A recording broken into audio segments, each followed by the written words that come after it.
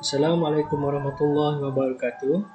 Saya Muhammad Hafifi bin Muhammad Janas, nombor matrik 283224. Bersama dengan rakan-rakan saya iaitu Cik Kartini Fahmiza binti Muhammad Sazali, nombor matrik 283190. Cik Nur Suhaida binti Ali Rahman, nombor matrik 283309. Cik Muhammad Khairul Anwar bin Mak Junus, nombor matrik 283447. Dan juga Cik Syafi'i Bashar bin Ali Bashar 283545.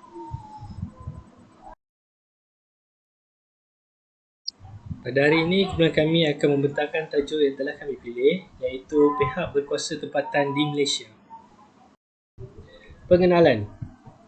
Kerajaan tempatan merupakan sebuah badan pentadbiran kerajaan yang penting di peringkat tempatan kerana menyediakan perkhidmatan yang paling dekat untuk keperluan rakyat setempat. Kerajaan tempatan merupakan medium atau perantara di antara kerajaan negeri dan rakyat, yang mana peranannya adalah menyediakan perkhidmatan serta memastikan setiap polisi terlaksana secara adil untuk semua peringkat masyarakat.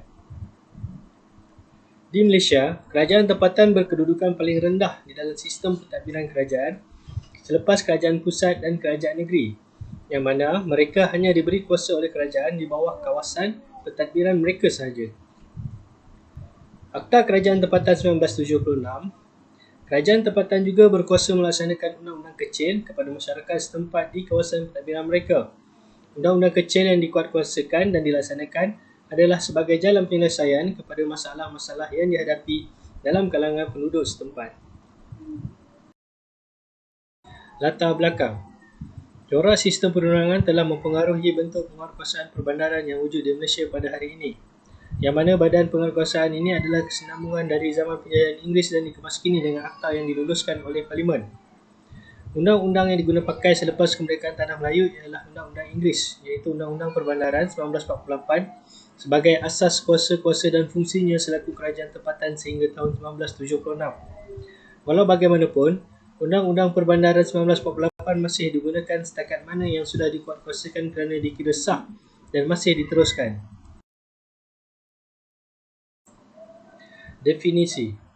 Menurut Malcolm W. Norris 1980, memberikan definisi kerajaan tempatan sebagai kerajaan tempatan dalam konteks Peninjauan Malaysia bermaksud kerajaan di kawasan-kawasan bandar, luar bandar atau gabungan kedua-dua kawasan ini dan di bawah kuasa kerajaan negeri masing-masing. Sejarah. Secara ringkas, sejarah bermula sistem penguasaan undang-undang di Malaysia dibagikan kepada 3 peringkat, iaitu bermula zaman Kesultanan Melayu Islam, diikuti zaman penjajahan Inggeris dan seterusnya zaman selepas kemerdekaan. Pada zaman Kesultanan Melayu yang berpaksikan kepada undang-undang Islam di Melaka dan kemudian menular ke negeri-negeri Melayu yang lain di Semenanjung. Setelah kedatangan dan kejayaan Inggeris mengambil alih penguasaan ke atas negeri-negeri di Tanah Melayu daripada Belanda, telah menyaksikan perubahan drastik dalam sistem perundangan Tanah Melayu. Di sinilah bermulanya pengaruh Inggeris terhadap sistem perundangan Tanah Melayu. Selepas kemerdekaan Tanah Melayu pada 31 Ogos 1957, Undang-Undang Malaysia telah digubal semula berpandukan kepada Perlembagaan Persekutuan yang mengandungi semua undang-undang tertinggi yang dikira dan difikirkan mustahak bagi menubuhkan sebuah negara moden. Assalamualaikum dan salam sejahtera. Nama saya Nur Suhaida binti Ali Rahman. Topik yang akan dibincangkan adalah senarai pihak berkuasa tempatan di Malaysia. Jumlah pihak berkuasa tempatan adalah sebanyak 149 buah. Ini termasuk Dewan Bandaraya Kuala Lumpur. Sebanyak 12 buah Dewan Bandaraya, 39 buah Majlis Perbandaran dan 98 buah Majlis Daerah. Pihak berkuasa tempatan terkini adalah Majlis Daerah Putatan dan Majlis Daerah Pitas Negeri Sabah. Data-data yang kami sediakan ini adalah bilangan PBT mengikut negeri dan taraf di seluruh Malaysia yang telah pun dikemaskini dalam portal rasmi Kementerian Perumahan dan Kerajaan Tempatan. Seterusnya adalah peranan dan tugas-tugas pihak berkuasa tempatan. PBT ini mempunyai kuasa meluas di bawah Akta Kerajaan Tempatan 1976 dan mereka boleh mengenakan pada cukai taksiran di mana hasil cukai tersebut adalah untuk menampung perbelanjaan kerajaan seperti menyediakan kemudahan awam dan lain-lain.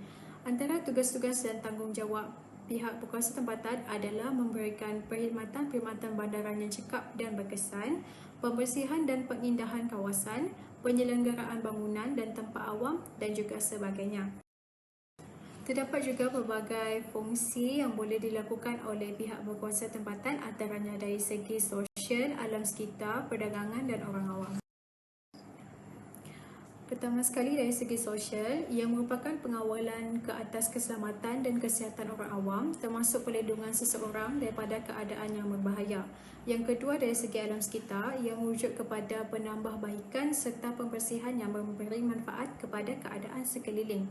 Yang ketiga dari segi perdagangan, pihak berkuasa tempatan adalah dibenarkan untuk berkecimpung dalam bidang perusahaan yang boleh mendatangkan hasil disebabkan oleh ada antara mereka yang mempunyai kekangan sumber kewangan dan kemampuan fizikal. Dan akhir sekali dari segi orang awam, pihak berkuasa tempatan bertanggungjawab untuk pembersihan dan pengindahan kawasan sekitarnya agar orang awam boleh menggunakan kemudahan tersebut dengan selamat. Sekian, terima kasih.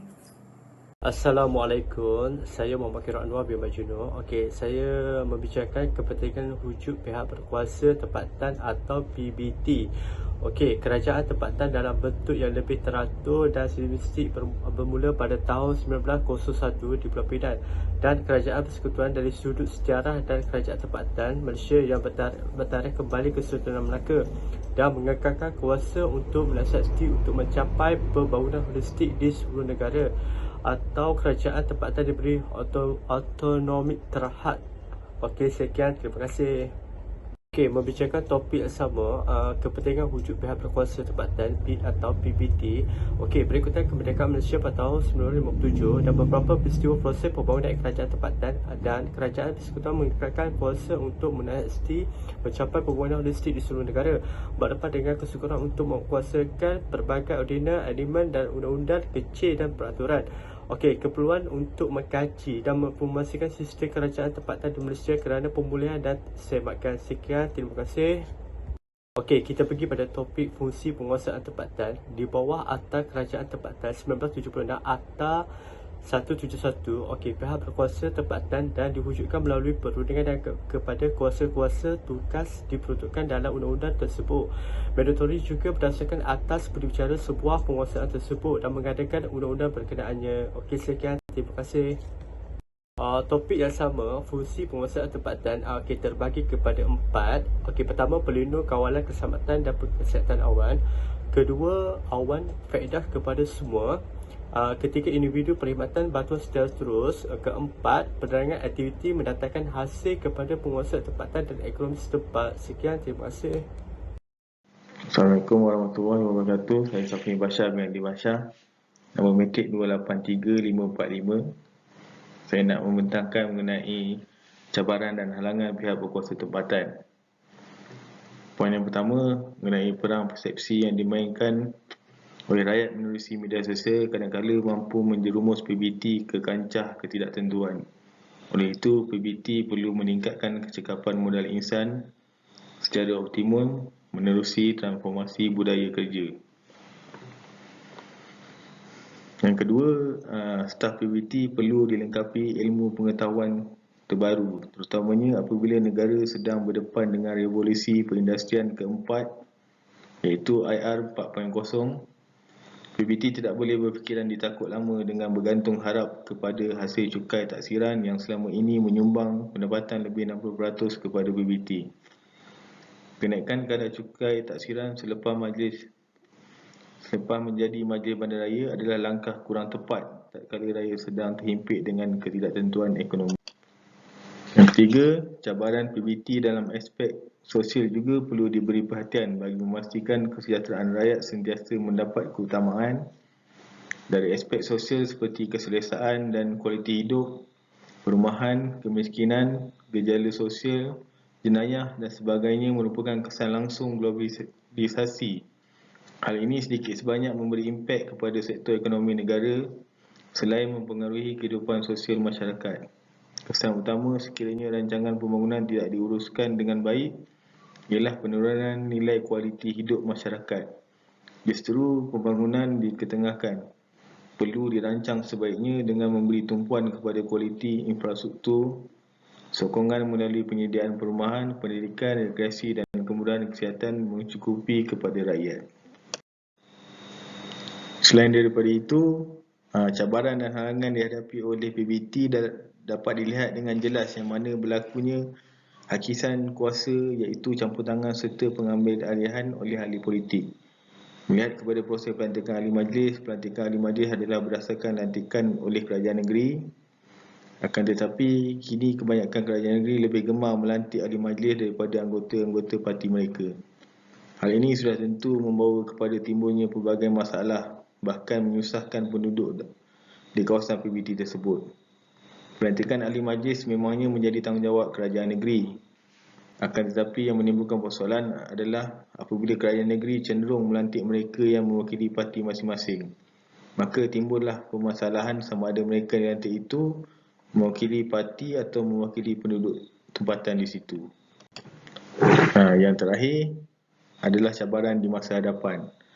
Keadaan persekitaran yang tidak menentu menyebabkan timbulnya isu-isu yang perlu diberi perhatian kerana dikhuatiri ianya boleh menjejaskan kecekapan dan keberkesanan PBT tersebut sebagai frontline agency di peringkat akaumbi. PBT selaku pihak yang paling hampir dengan masyarakat perlu sentiasa peka dengan setiap permasalahan dan keperluan infrastruktur masyarakat dan merancangnya dari sekarang bagi mengurangkan halangan dan cabaran di masa hadapan. PBT juga perlu sentiasa cakna terhadap teknologi-teknologi baru dan mempelajari untuk memastikan PBT sentiasa memiliki tenaga kepakaran dalam bidangnya. Isu semasa. Isu tunggakan cukai taksiran di negara ini sebenarnya sangat besar kerana ia sudah mencecah kira-kira 6 bilion secara keseluruhan. Menjadi fokus pada webinar dan dianjurkan Pertubuhan Profesional Tanah Malaysia untuk mencari penyelesaian dengan mengambil kira pandangan ahli panel dalam kalangan wakil pihak berkuasa tempatan. Penilaian semula sepatutnya dilakukan selama 5 tahun, tapi disebabkan masalah tidak dapat dielakkan dengan alasan diberikan adalah tidak mendapatkan kelulusan kerajaan negeri akibat ketentuan suasana politik semasa. PBT yang sudah tidak melaksanakan penilaian semula sejak lebih 30 tahun. Pasaran harta tanah sudah berubah dan nilai harta tanah juga sudah meningkat. Alasan diberikan adalah tidak mendapat kelulusan kerajaan negeri akibat ketidaktentuan suasana politik semasa.